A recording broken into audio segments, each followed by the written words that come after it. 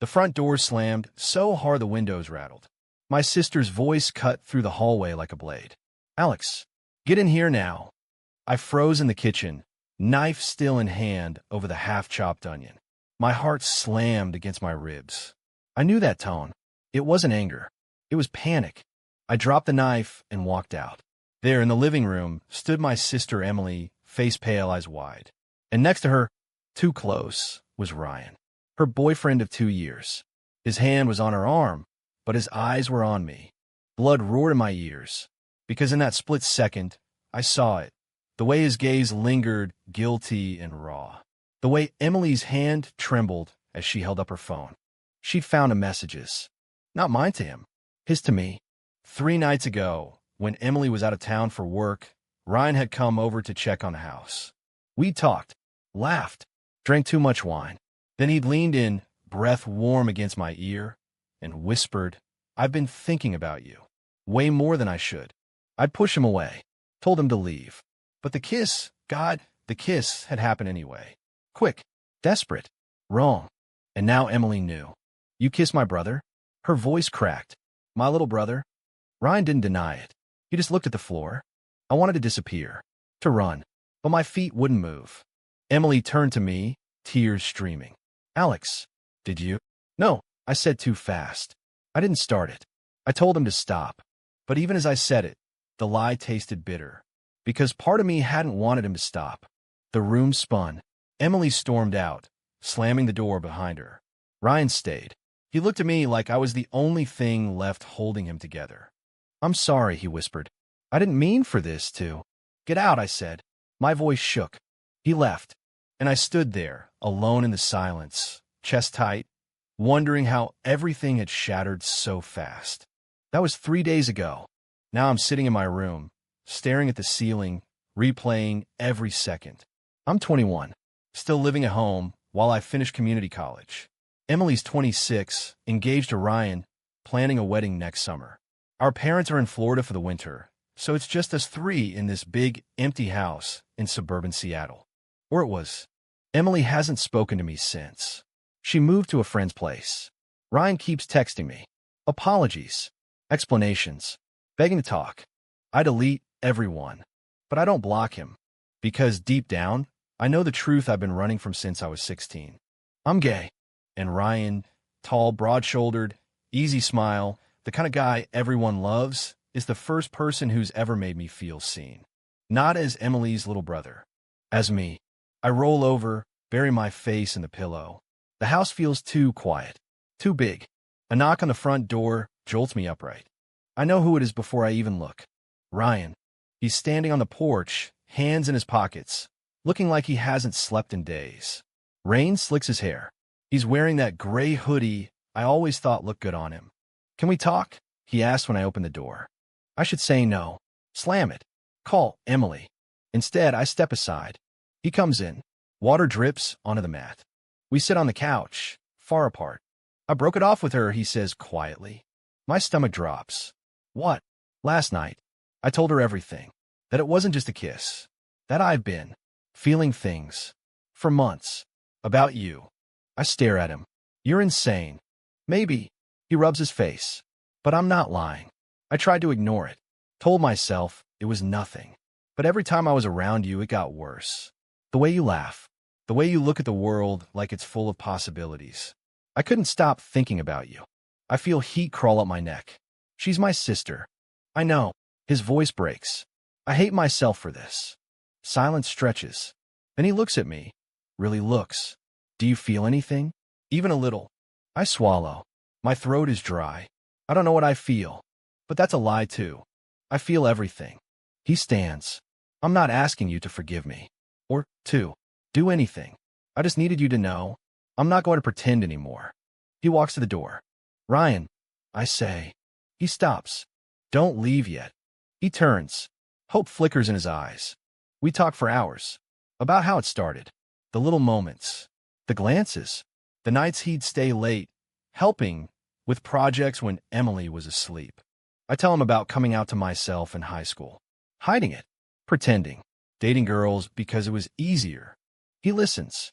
Really listens. When the rain stops, he stands again. I should go. I nod. But as he reaches the door, I say, wait. He turns. I step closer. Close enough to smell his cologne mixed with rain.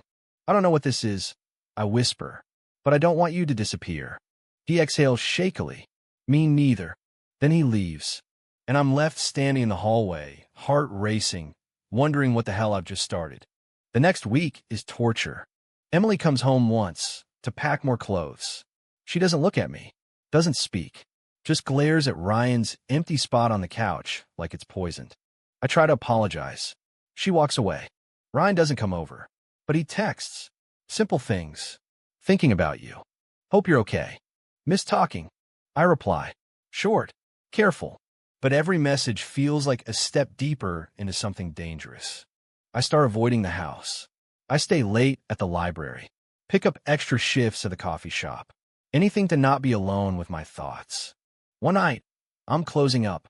It's raining again. Seattle never quits. The streets are empty. My phone buzzes.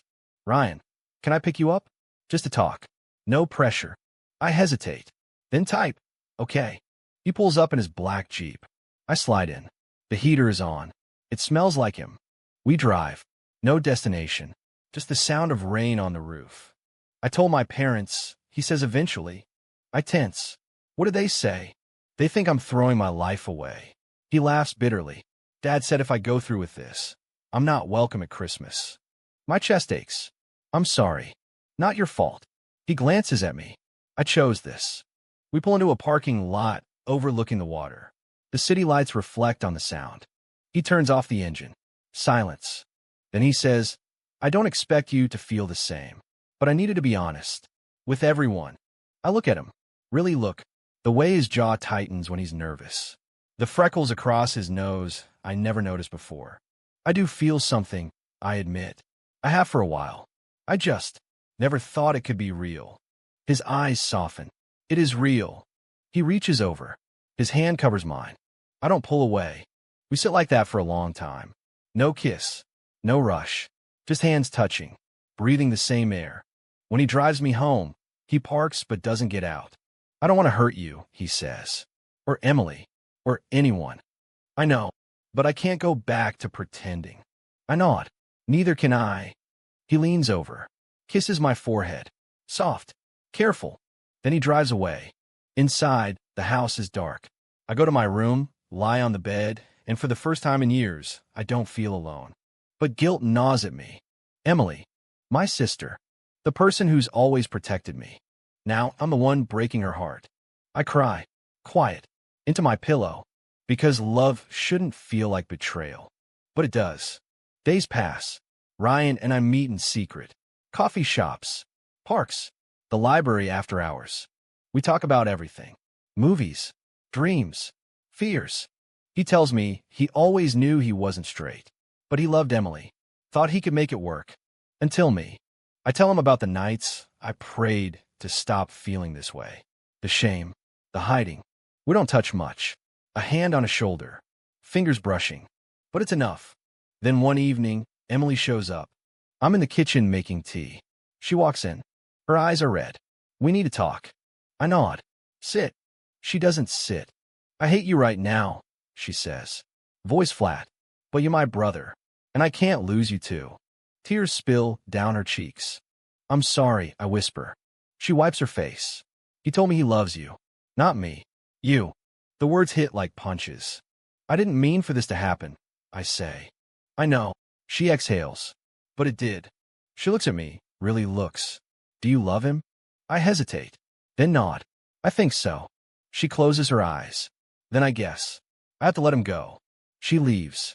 And I feel like the worst person alive. Weeks turn into months. Ryan moves out of the apartment he shared with Emily.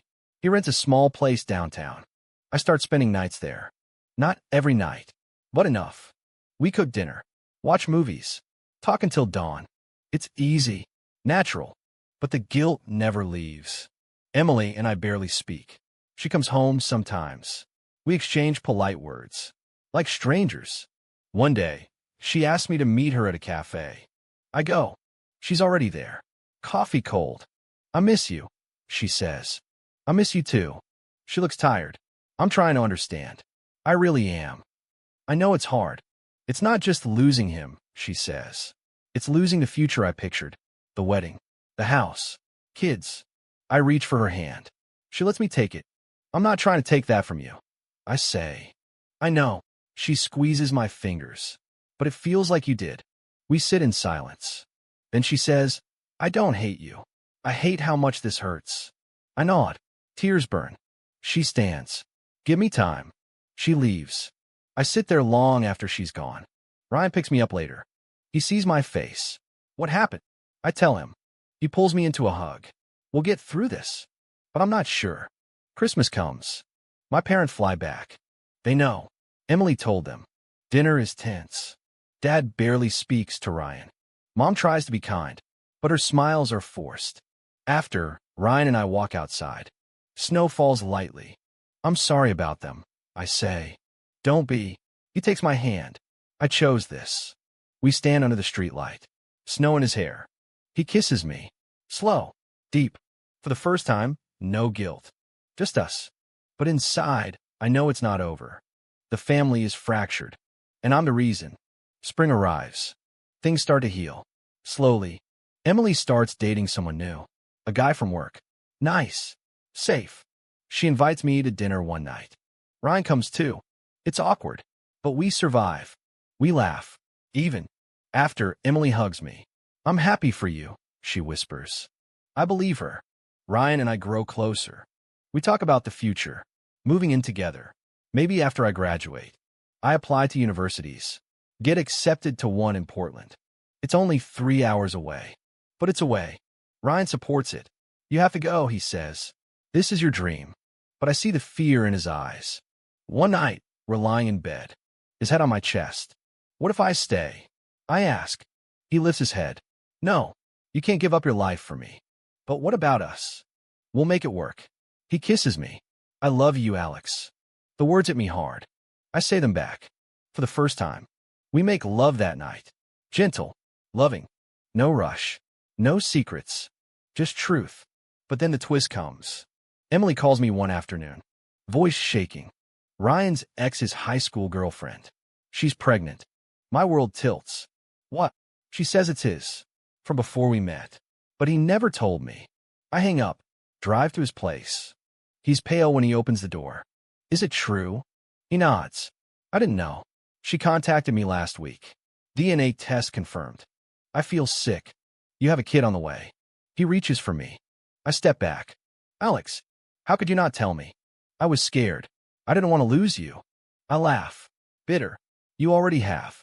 I leave. Drive aimlessly. End up at the water. Sit on the rocks. Cry. Because love isn't enough. Not when there's a child. Not when secrets destroy trust. Ryan calls. Texts. Begs. I don't answer. Emily comes over. Sits with me. I'm sorry, she says. It's not your fault. She holds me while I break.